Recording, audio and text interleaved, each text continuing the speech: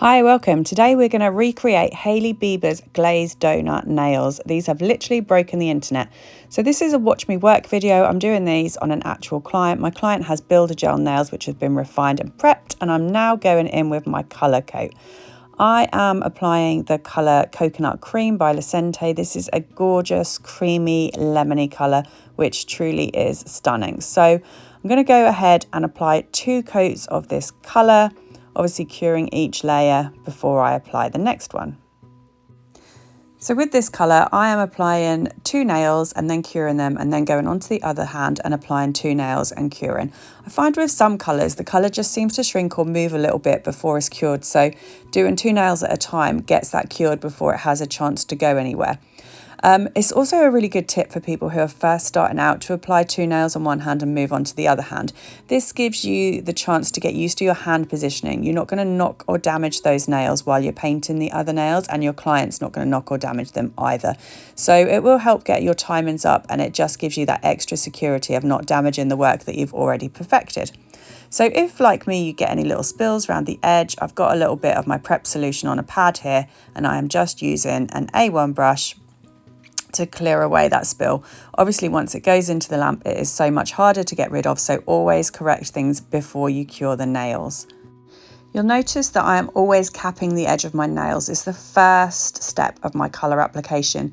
The reason we apply a cap is it can prevent colour shrinkage in the lamp so that the colour doesn't move away from the edges, and it also helps with the longevity of your gel polish. You're sealing everything in there, those layers that you've already applied, and it's super important. So always make sure you apply the cap with your colour coat. So like I said, you are watching me work on an actual client here. So a couple of these sections coming up, I have doubled the speed just to get through it, because if not, it's going to be a rather long video for you. So just for the rest of this colour application, I have slightly sped up the application. Apart from that, I am showing you everything I'm doing during my service. The only bits I've cut out just the in-between bit where my client removes her hand to place in the lamp, just because I wanted to make it quick and just show you the essential bits without the bits in the middle.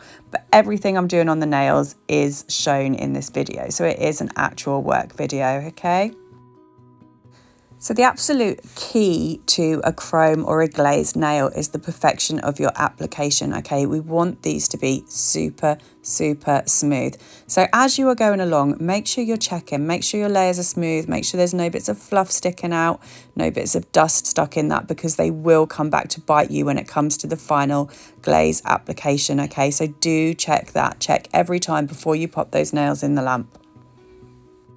So we're also looking for nice, neat lines around the cuticle and side walls. However, you do need to make sure that you leave a tiny free margin. This is important, and I'll show you why I come in towards applying the glaze, because we need to encapsulate that glaze with our top coat, meaning we need to have room to apply our top coat slightly overlapping this colour coat. So if you are up to and touching the cuticle and the side walls, which we don't want to do anyway, because this will cause lifting and can cause skin irritation, you're not going to be able to encapsulate that correctly, meaning you can get problems with chipping. So make sure you've got those lines and edges really nice and neat.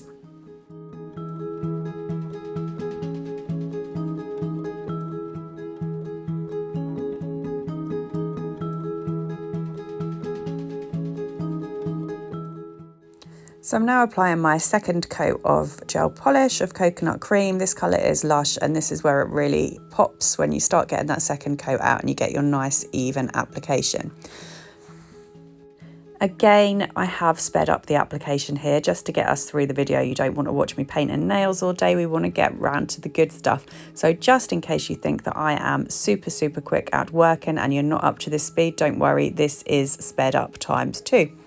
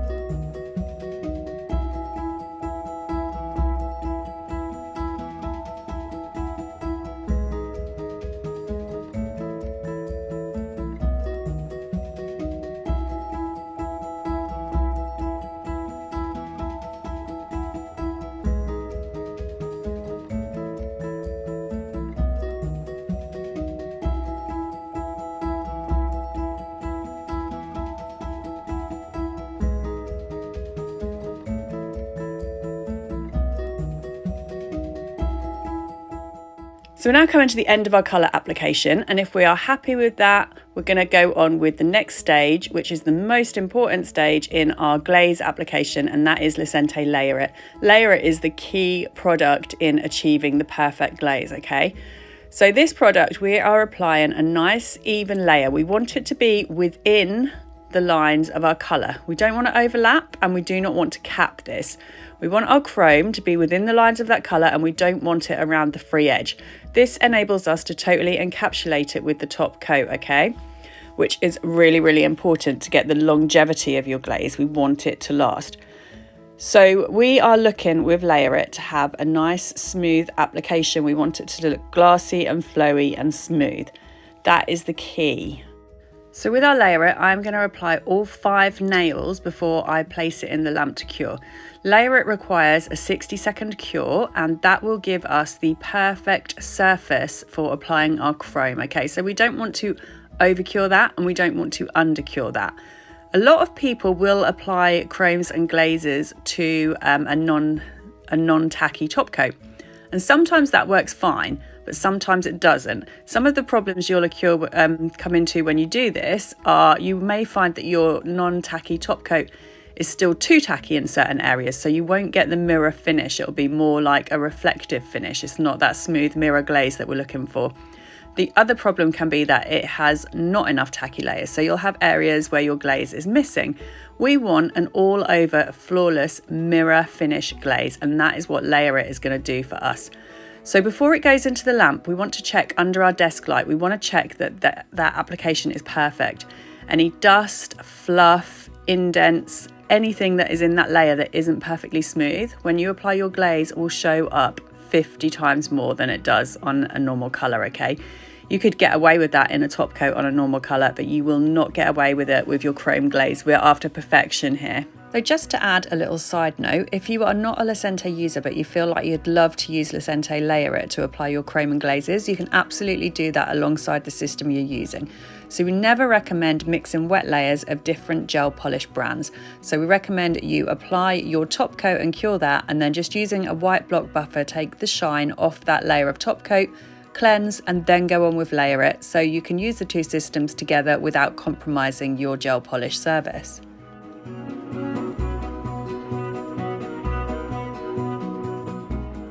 So I'm just finishing up with the Layer It and checking that application is flawless and perfect. Also check to make sure you've got no cuticle runs or sidewall runs. Again, these will ruin your finish, okay? So they're all great, and the chrome I'm going to be using today is Angel Wings, chrome or glaze. I keep going between the two, they are both the same thing. So we're going to get this glazed effect using Angel Wings powder. So I've just loaded up my glazed chrome applicator. You can get these at Lecente, and on I go, dab, dab, dab. Lay a little bit of that glaze down first and then buff it in. I'm applying a fair bit of pressure. I want to buff this in. Think of it as polishing your car. You want a nice mirror, smooth, shiny surface, so buff it in. Don't be afraid that it's going to come off, because we've applied Layer It, and like I say, that is going to give us that perfect, it's just the perfect layer for that glaze to adhere to just perfectly. I could watch this all day. It's the most amazing process, and these are literally one of my favourite things to do. Now that I know I've got the tools to make it work every time, there is absolutely nothing more satisfying. I mean, isn't that just absolutely beautiful?